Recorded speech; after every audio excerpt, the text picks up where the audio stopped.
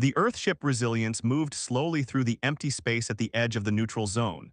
Captain Alex Reed stood on the bridge, watching the stars on the main screen. This area was far from any major trade routes, but it had resources that Earth needed. Status report, Alex said, turning to his second-in-command. All systems normal, Captain, replied Tom, checking his screens. We should reach the planet in about 3 hours. Alex nodded. Earth had sent them to build a trading post in this unclaimed system. It would give humans a foothold in this part of space. The Galactic Council had allowed it, even though many alien species still didn't trust humans. They called Earth a death world because of its high gravity, changing weather, and many predators. Most aliens couldn't survive there without special suits. Captain, I'm picking up something, said Lisa from the sensor station. Her eyes widened. It's a ship not in our database. Alex walked to her station. Show me. The screen displayed a large ship with a dark hull. It had sharp edges and what looked like heavy weapons. They're heading to the same planet we are, Lisa said. Open a channel, Alex ordered. Let's see who our new neighbors are. The communication officer tried several times. No response, Captain. Keep trying and put us on yellow alert. Shields up but weapons powered down. I don't want to seem hostile. The minutes passed slowly. The bridge crew watched the unknown ship with growing worry. Still no response to our hails, the communication officer reported. Alex made a quick decision. Change course, let's approach them carefully. The Resilience turned, moving toward the alien vessel. When they got closer, they could see it better. The ship looked battle-worn, with marks on its hull that suggested it had seen many fights. Captain, they're powering weapons, Tom shouted. Hold position, keep our weapons down, Alex said calmly. Open all channels and broadcast in all languages. Alex stood tall and spoke clearly. This is Captain Alex Reed of the Earth vessel Resilience. We come in peace seeking trade opportunities. Please respond. The silence stretched for almost a minute. Then the main screen flickered and showed an alien bridge. In the center stood a tall, muscular being with rough gray skin and 4 eyes, its mouth open to reveal sharp teeth. I am Captain Krell of the Norvac ship Storm Hunter, the alien said in rough but understandable English. Why do you follow us, human? Alex kept his face neutral. He had heard of the Norvac, another Death World species. They evolved on a planet with even higher gravity than Earth and an atmosphere that would poison most life forms. They were known as fierce warriors. We're not following you, Alex explained. We're here to establish a trading post in this system.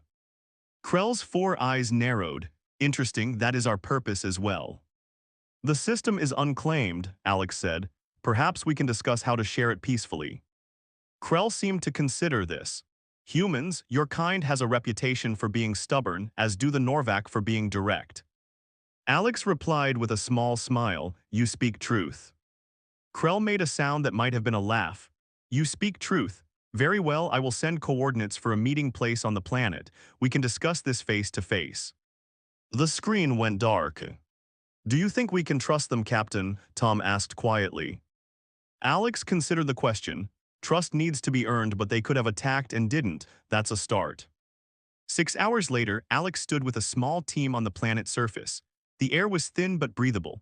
Rocky hills surrounded the flat area where their shuttle had landed. The Norvac shuttle set down 100 meters away. Captain Krell emerged with 3 other Norvac. They all wore light armor and carried weapons, though these were holstered. Alex and his team walked forward. No one spoke until the 2 groups stood 5 meters apart. Captain Reed, Krell said, bowing his head slightly. Captain Krell, Alex returned the gesture. Up close, the Norvac were even more impressive. They stood nearly 7 feet tall with powerful bodies clearly built for a high-gravity world. Their gray skin looked thick enough to stop a knife. You said you came to build a trading post, Krell began. Alex nodded. Earth needs the rare minerals in this system. And you? The same, our home world requires these resources. Krell studied Alex carefully. Most species avoid planets like this one. Too harsh, they say. Not for us, Alex replied. Reminds me of parts of Earth actually, thin air, rough terrain. Krell's expression changed slightly. You find this comfortable. Not comfortable exactly, but manageable. We evolved on a planet that tried to kill us daily. We adapted. This seemed to interest Krell. As did we, most species in the galaxy evolved on gentle worlds. They fear what we consider normal. Alex smiled. That's why they call our planets death worlds. Yes, it is also why they fear us. They think because we can survive harshness, we must be dangerous.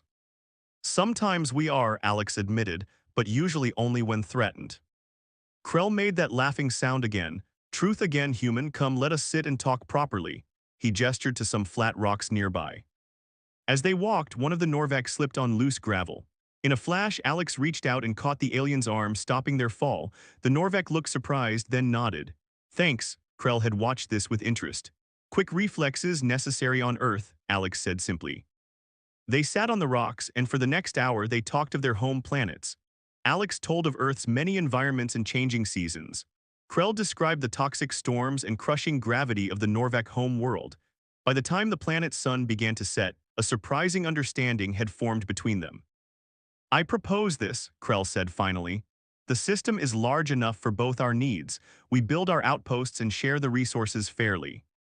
Alex nodded. I agree. We can even help each other share technology knowledge. The Galactic Council will not like it, Krell warned. Two Death World species working together, they will worry. Alex smiled. Let them worry. We've survived worse than worried politicians. Krell extended a four-fingered hand. Then we have an agreement, Captain Reed. Alex took the hand and shook it firmly. We do, Captain Krell. Neither of them knew that far above, at the edge of the system, a strange signal had just appeared on both their ship's long-range sensors. A signal unlike anything either humans or Norvac had ever seen before. Morning came quickly on the unnamed planet. The first light of the system's yellow star cast long shadows across the valley where both the human and Norvac teams had set up temporary camps. Though they had agreed to work together, neither side was quite ready to sleep near the other. Alex stepped out of his tent, breathing deeply of the thin air. After a week on this rocky world, his body was adjusting to the lower oxygen levels. He watched as Krell emerged from the Norvac camp, the large alien moving with surprising grace despite his powerful frame. Good morning, Captain Reed, Krell called, his deep voice carrying easily across the distance. Morning, Captain Krell, Alex replied, walking to meet him halfway between the camps. They had spent the past week planning their joint outpost. Today would be different. Today they would start building. My team is ready to begin work on the power systems, Krell said. Alex nodded, and my engineers are prepared to set up the communication array. The two leaders walked together to a flat area they had chosen for the main base. Already both human and Norvac crew members were unloading equipment from shuttles. I've been thinking about our defenses, Krell said. This system is far from both our territories. Pirates might see us as easy targets. Agreed, Alex said. I've drawn up some plans for a shield system. It's based on Earth technology but could be improved with Norvac power sources. Krell's four eyes blinked in sequence. Alex had learned this was a sign of interest. Show me. Alex pulled out a tablet and displayed the shield designs. Krell studied them carefully. Clever, the Norvac captain finally said. Your shield projectors are more efficient than ours, but they need more power. He took the tablet and made some quick changes. If we use our fusion cells here and here, we could increase coverage by 40%. Alex looked at the modified plans and smiled. That would work perfectly.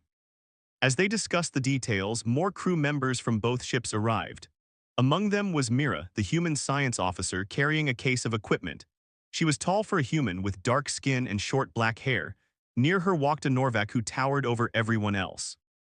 Captain, Mira said, approaching Alex. This is Drax, the Norvac weapons specialist. We've been comparing notes on the mineral deposits. Drax nodded respectfully to both captains. The human scanning technology is impressive, very precise. Drax showed me how Norvac mining techniques could extract the ore without causing cave-ins, Mira added. Their methods are much more efficient than ours. Alex and Krell exchanged looks. Their crews were working together better than expected. By midday, the foundation of the outpost was taking shape. Humans worked alongside Norvac, each learning from the other. Occasionally, there were misunderstandings. A Norvac accidentally broke a human tool, thinking it was sturdier than it was. A human team member couldn't lift materials that Norvac handled easily, but they adapted. During a break, Alex found Krell examining a human protein bar with suspicion. It won't poison you, Alex said with a smile, though you might not like the taste. Krell sniffed the bar. On my world, food is not so processed, we hunt our meals. On parts of Earth too, Alex replied, but on long space missions we need food that lasts. Krell took a small bite, chewed thoughtfully, then grimaced. You humans are stronger than I thought to survive eating this. Alex laughed. Soon Krell joined in with his rumbling sound that passed for laughter among Norvak. Their moment of camaraderie was interrupted by Tom rushing toward them. Captain Reed, Captain Krell, we've detected an approaching ship. It's from the Galactic Council. The two captains hurried to the communications station, where Mira and Drax were already monitoring the signal. They're requesting to land, Mira reported. They say they're here on an inspection mission. Alex frowned. The council didn't mention any inspection when they approved our outpost. They did not approve us working together, Krell pointed out. That may be why they are here. Alex nodded. Allow them to land. Let's show them we have nothing to hide. An hour later, a sleek silver ship descended from the sky. It landed near the construction site and three beings emerged. The leader was a tall, slender alien with blue skin and large almond-shaped eyes. A Talarian, one of the oldest species in the council. Behind him were two security officers of different species. I am Counselor Vex, the Talarian announced. I am here to assess this unexpected cooperation. Alex stepped forward. Welcome, Counselor. I'm Captain Reed of Earth and this is Captain Krell of Norvak. We're building a joint outpost as agreed upon by both our species. The Counselor's eyes narrowed. The Council approved separate outposts, not a joint operation between two Deathworld species. The agreement did not forbid cooperation, Krell said firmly. Perhaps not explicitly, Vex replied coldly, but the Council has concerns about concentrated Deathworlder presence in neutral space. Alex kept his expression neutral despite his rising frustration. With respect, Counselor, we're simply pooling our resources to build more efficiently. Vex walked around the partially constructed base examining the work. Impressive progress for 1 week, he admitted reluctantly. But the Council worries about what comes next. Two species known for their aggressive tendencies, their ability to survive conditions that would kill others. Survival is not aggression, Krell growled. History suggests otherwise, Vex replied. Both your species have fought wars, as has every species in the Council, Alex pointed out, including Talarians. Vex had no response to this. Instead, he continued his inspection, asking pointed questions about weapon systems and defensive capabilities. As the day wore on, the Council representatives watched the humans and Norvak working together. They saw Mira teaching Drax about Earth's ecosystem and a Norvak engineer showing humans how to strengthen support beams. That evening, Counselor Vex approached the two captains again. I will be making my report to the Council, he said. They may still decide this collaboration exceeds the scope of your approval. What exactly does the Council fear? Alex asked directly. Vex hesitated before answering. That two species evolved to survive against all odds might together become too formidable. Krell stepped closer to the Talarian who instinctively backed away. We build, not destroy. Judge us by our actions, not your fears. After the Council ship departed, Alex and Krell stood watching the sunset. They will be watching us closely now, Krell said. Let them watch, Alex replied. We'll show them what cooperation can achieve.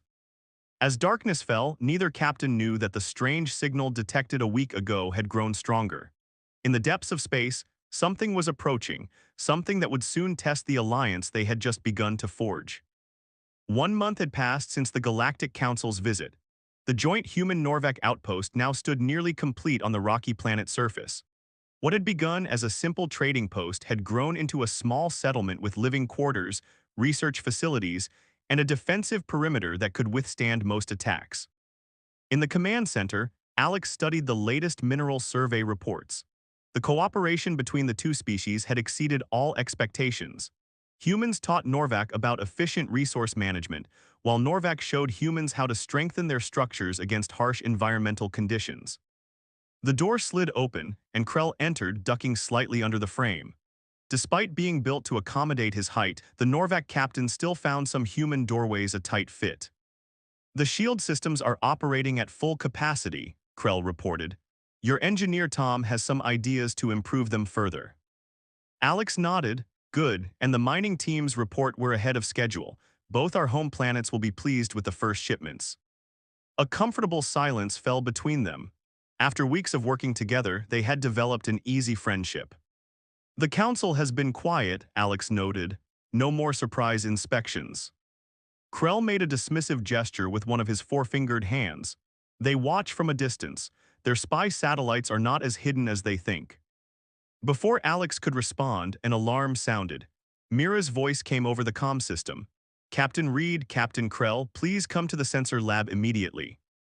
The two captains exchanged concerned glances and hurried to the lab. Inside, they found Mira and Drax huddled over a display screen. What have you found? Alex asked. Mira looked up, her face serious. Remember that strange signal we detected when we first arrived? It's back and much stronger. It appeared at the edge of the system 3 hours ago, Drax added. We've tried to identify it, but it matches nothing in either human or Norvec databases. Show me, Krell demanded. The screen shifted to display a visual feed from the long-range sensors. At first, Alex couldn't see anything unusual among the stars. Then he noticed it, a dark shape moving slowly toward the inner system. Can you enhance the image? He asked. Mira typed a few commands. The image zoomed in and clarified. What they saw made everyone in the room fall silent. It was a ship, but unlike any they had seen before, massive in size, at least 10 times larger than either the Resilience or the Storm Hunter. Its hull was black and seemed to absorb light rather than reflect it. The design was strange, all angles and protrusions that made no obvious sense. Is it responding to hails? Alex asked, breaking the silence. We've tried all frequencies, Drax replied. No response. Krell studied the image carefully. Those structures along the hull, they could be weapons or sensors. Or something else entirely, Mira suggested. Alex made a quick decision. Alert both our ships. I want the Resilience and the Storm Hunter ready to launch if needed and continue trying to communicate with that vessel. What do you think it is? Krell asked quietly as they left the lab. I don't know, Alex admitted, but I don't like that it's heading straight for our planet. 24 hours later, the situation had grown more concerning. The unknown ship had continued its approach, now clearly visible from the planet's surface as a dark spot against the stars. All attempts at communication had failed. In the outpost's conference room, Alex and Krell met with their senior officers. We need more information, Alex said. I propose we send a joint team to get closer and observe. Agreed, Krell said. A small, fast shuttle could approach without appearing threatening. I volunteer, Mira said immediately. As do I, Drax added. My combat experience may be useful if things go wrong. The captains exchanged looks, then nodded in agreement. 3 hours later, a shuttle launched from the outpost. Mira piloted while Drax operated the sensors. 2 more crew members, 1 human, 1 Norvec, completed the team. Stay on the edge of their sensor range, Alex instructed over the comm. No risks, this is observation only. The shuttle approached cautiously. From the outpost, Alex and Krell watched the sensor feeds intently. The mysterious ship grew larger on their screens. Captain Mira's voice came through after an hour. We're seeing unusual activity. The vessel appears to be harvesting something. Harvesting what? Krell demanded. Energy, Drax replied. It's collecting solar radiation with some kind of advanced technology. Send us visual, Alex ordered. The screen filled with an image that made Alex's breath catch. The massive ship had unfurled enormous sail-like structures that glowed with captured energy from the system's star. There's more, Mira reported, her voice tense. It's releasing smaller craft, dozens of them. On the screen, they could see dark objects separating from the main vessel. What are they doing? Krell asked. There was a pause before Mira answered. They're heading toward the system's outer planets. They appear to be mining or consuming the small moons there. Suddenly Drax cut in. Captain, one of the smaller vessels has changed course. It's heading toward us. Return to base immediately, Alex ordered. Too late, Mira replied, her voice steady despite the danger. It's moving too fast, we'll try to evade. The transmission cut off. Mira Drax, Alex called, no response. The sensor operator at the outpost looked up, face pale. Captain, I'm detecting weapons fire. The shuttle is taking evasive action. For 5 tense minutes, they watched as the shuttle performed desperate maneuvers to escape the pursuing craft. Then, to everyone's relief, the shuttle broke away and sped back toward the planet. When the team finally landed, they looked shaken. Mira had a cut on her forehead, and Drax's arm was in a makeshift sling. "Report," Alex said as soon as they entered the command center. "It attacked without warning," Mira said. "Technology like nothing I've seen. Energy weapons that nearly overloaded our shields with a single hit." Drax nodded grimly. "If not for the extra shielding we installed last week, we would not have survived today." "You learn anything else?" Krell asked. "Yes," Drax said. "When we scanned the smaller craft, we detected no life signs. They appear to be automated." "And the main ship?" Alex asked. Mira shook her head. "Our sensors couldn't penetrate its hull, but based on its behavior and the automated drones, it could be some kind of harvester, a machine designed to collect resources." As they discussed what they had learned, an urgent message came in from the Storm Hunter. "Captain Krell," a Norvac officer reported, "3 of the small vessels have changed course. They're heading straight for this planet." Alex and Krell shared a look of determination. "Sound the alarm," Alex ordered. "Prepare all defenses and send a message to both our home worlds," Krell added. "We're going to need reinforcements." As the outpost rushed to prepare for the approaching threat, Alex couldn't help but wonder what was this mysterious ship, and why had it come to their system. Whatever the answer, one thing was clear. The alliance between humans and Norvac was about to face its first real test. The 3 alien vessels approached the planet with frightening speed. In the outpost's command center, Alex and Krell gathered their best officers to plan a defense. "Our shield systems weren't designed to handle this level of attack," Tom said, pointing to the sensor readings. "Based on what hit the scout shuttle, these weapons could break through in minutes." Krell nodded grimly. "The Storm Hunter and Resilience are moving into defensive positions, but even together they may not be enough." Alex studied the tactical display. The unknown vessels would reach them in less than 2 hours. Messages had been sent to both Earth and the Norvac home world, but help would take days to arrive. "We fight with what we have," Alex said firmly. "And we're both from Death worlds. Surviving impossible situations is what we do." A hint of a smile appeared on Krell's face. "Yes, where others see certain defeat, we see a challenge." "What about the mining equipment?" Mira suggested, her head now bandaged. "The laser drills could be modified into weapons." Drax, his arm still in a sling, nodded enthusiastically. "And the power cells from our heavy machinery could boost the shield generators." "Do it," Alex ordered. "Strip anything we don't absolutely need. Tom, work with the Norvac engineers to strengthen our shields. Drax, I want every weapon we have ready." As the teams rushed to prepare, Alex and Krell moved to a private room to discuss strategy. "Our ships should engage them before they reach the planet," Krell suggested. "Keep the fight away from the outpost." Alex nodded, "But we need to be smart about this. Those vessels destroyed a small moon. They're more powerful than anything we've faced." For the next hour, they developed a plan combining human tactical flexibility with Norvac battle experience. When they returned to the command center, the atmosphere had changed from fear to determined focus. Humans and Norvac worked side by side, converting mining equipment into makeshift defenses and reinforcing the outpost shield generators. "First contact in 30 minutes, announced the sensor operator. Alex opened a channel to both ships. "This is Captain Reed. The enemy vessels will be in range soon. Remember the plan, hit and run attacks only, don't stay in their firing arc for more than 10 seconds. "Understood," came the reply from the Resilience's acting captain. "The Storm Hunter is ready," added the Norvac first officer. "We will make them regret coming to our system." Alex turned to Krell. "I never thought I'd be facing an unknown enemy alongside a Norvac." "And I never imagined fighting beside a human," Krell replied. "But there is no one else I would rather have at my side." The moment of friendship was interrupted by an urgent call. "Captain, the vessels have changed formation.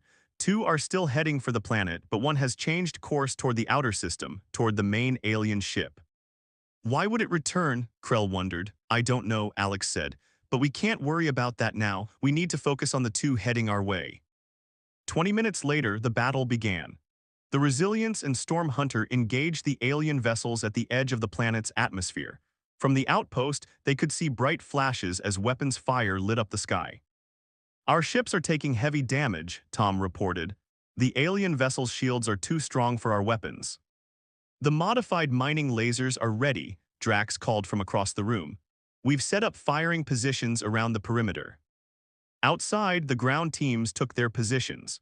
Humans with their quick reflexes operated the targeting systems, while Norvac with their superior strength handled the heavy power cells that kept the makeshift weapons running. The first alien vessel broke through the ship blockade and descended toward the outpost. It was smaller than the main ship but still 3 times the size of a standard shuttle. Its black surface absorbed the light around it, making it look like a hole in reality. "Fire," Alex ordered over the comm. Beams of intense light shot up from the ground as the modified mining lasers activated. They struck the alien vessel, which seemed to hesitate in its approach.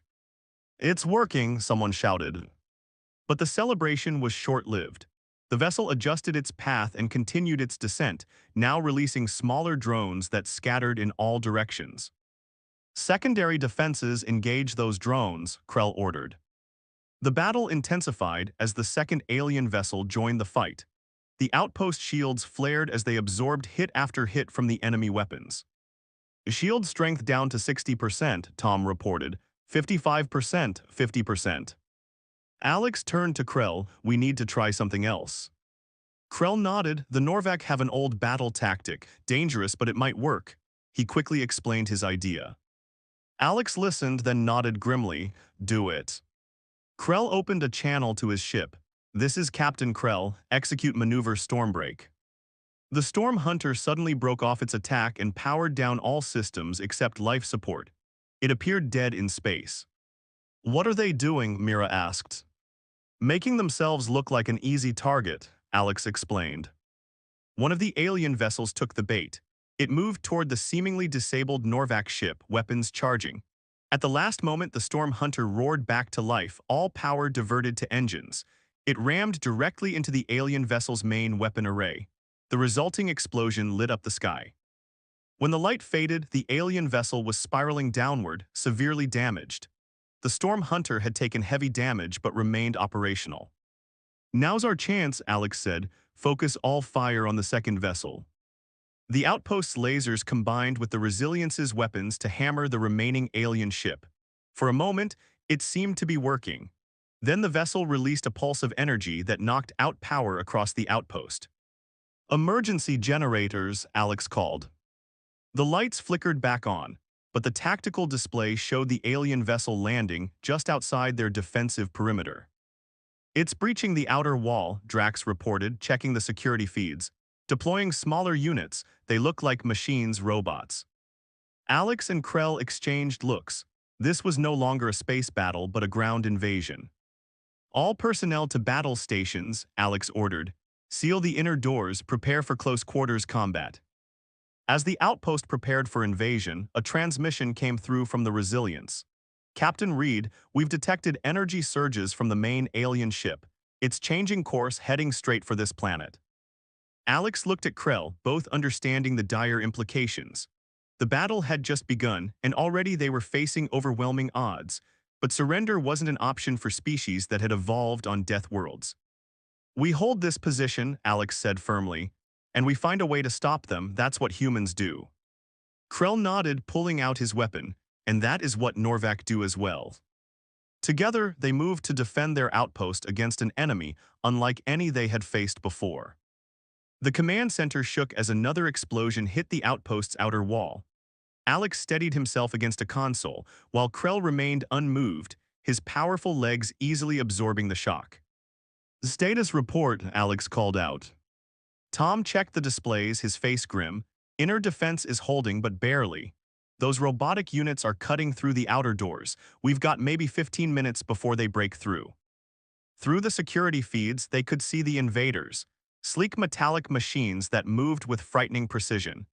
They weren't humanoid, appearing more like spiders with multiple limbs ending in different tools and weapons. "The main ship is still approaching," Mira reported. "Current estimate puts it in orbit in 2 hours." Alex turned to Krell. "We need to do more than just defend, we need to take the fight to them." Krell nodded. "I agree, but how? Our ships are damaged and these machines are unlike anything we've faced." For a moment, the command center fell silent, everyone trying to think of a solution. Then Drax spoke up, his injured arm now in a better sling designed by a human medic. "The scout shuttle," he said. "It's small enough to avoid detection. We could use it to reach the main alien vessel." "And do what when we get there?" Tom asked skeptically.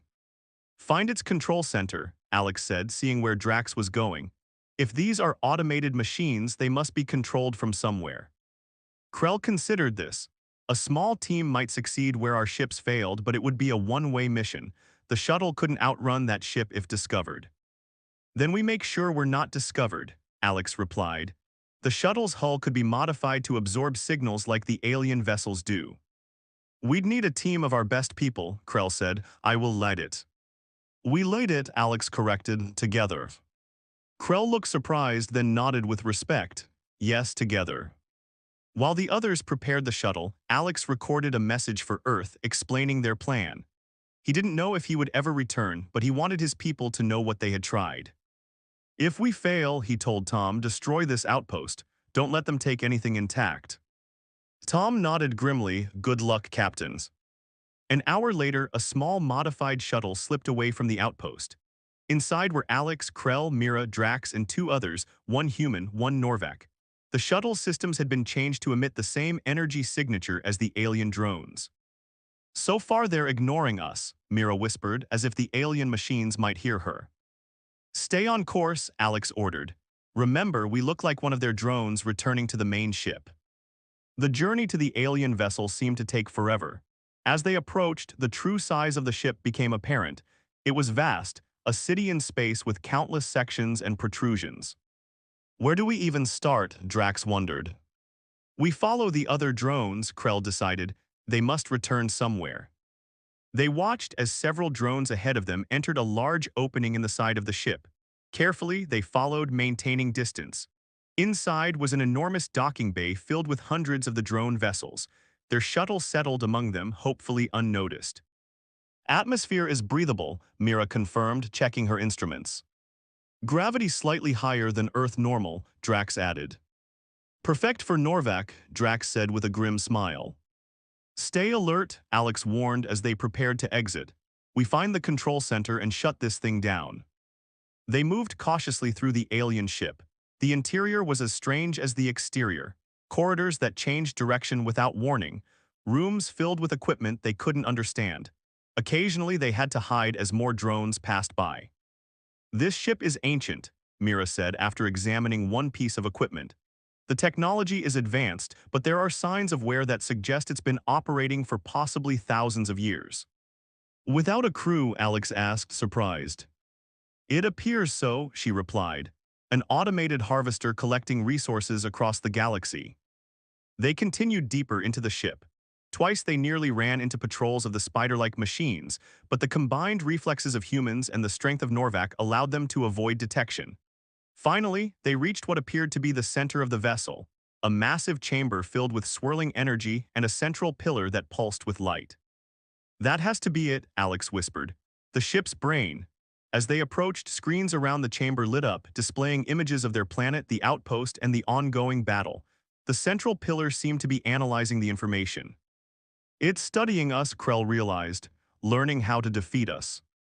Drax examined the technology surrounding them. There must be a way to interrupt its systems. Mira connected her tablet to one of the access points. "I'm in, but I don't understand most of this. It's not just different technology, it's like it follows completely different logic." "Keep trying," Alex encouraged. "Look for anything that might be power systems or command protocols."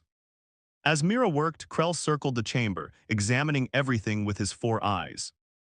"These markings," he said suddenly, "they're similar to ruins we found on an abandoned world in Norvac space. Ancient writing." "Can you read it?" Alex asked. "Not all but some," Krell replied. "It speaks of collection, preservation." He looked up, understanding dawning. "This ship isn't attacking us.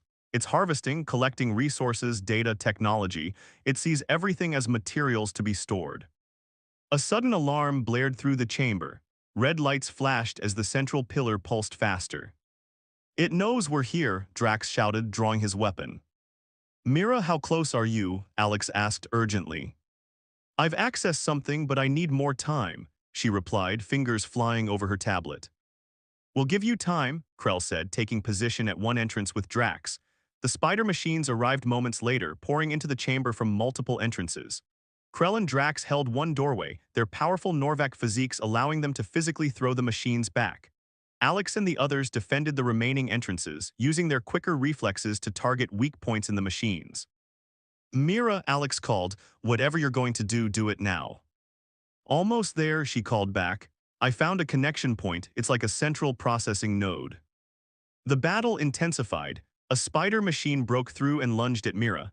Alex dove between them, firing his weapon point-blank into the machine's core. It sparked and collapsed. Keep them back, Krell roared, smashing two machines together with his massive strength. I think I've got it, Mira shouted over the chaos. The system uses a quantum encryption, but there's a pattern if I can override the command protocols. The central pillar suddenly pulsed brighter. Around them, screens filled with rapid streams of data. The spider machines froze, their limbs twitching. What did you do? Alex asked, keeping his weapon trained on the nearest machine. I sent a conflicting command signal, Mira explained quickly. It's temporary, we need to find the main power source. Krell pointed to markings on the floor. These symbols indicate energy flow, they all laid there. He gestured to a sealed doorway on the far side of the chamber. As they approached the door, it slid open, revealing a vast spherical room. In its center floated what looked like a miniature star, pulsing with blinding energy. That's it, Drax said in awe, the power core. How do we shut it down? Alex asked. Mira studied the controls surrounding the core. These systems are designed for automation, not manual shutdown. If we disrupt it directly, the resulting explosion could destroy half the planet. Then we redirect it, Krell said suddenly. These harvesters are programmed to collect. Let's give it something else to focus on. Understanding dawned on Alex's face. The system's star, if we can reprogram it to harvest the star instead of our planet. Exactly, Krell nodded. It would take centuries to consume a star that size, long enough for our people to prepare if it ever finishes. Mira worked frantically at the control panel while the others defended the entrance. The temporarily disabled spider machines were beginning to reactivate.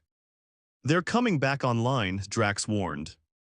Almost there, Mira said. The targeting system is complex, but I've identified the sequence. The first of the reactivated machines reached the doorway. Krell and Drax braced themselves. Got it, Mira shouted triumphantly, new target locked. The ship shuddered around them.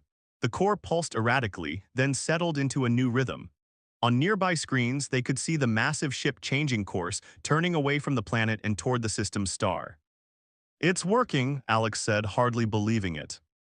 We need to get back to the shuttle, Krell urged. Before it decides we're also resources to be harvested. Their retreat was frantic. Spider machines pursued them through the corridors but seemed confused, receiving conflicting orders. When they finally reached the docking bay, they found their shuttle untouched. Get us out of here, Alex ordered as they piled in. Mira took the controls, guiding the shuttle out of the bay and away from the enormous ship.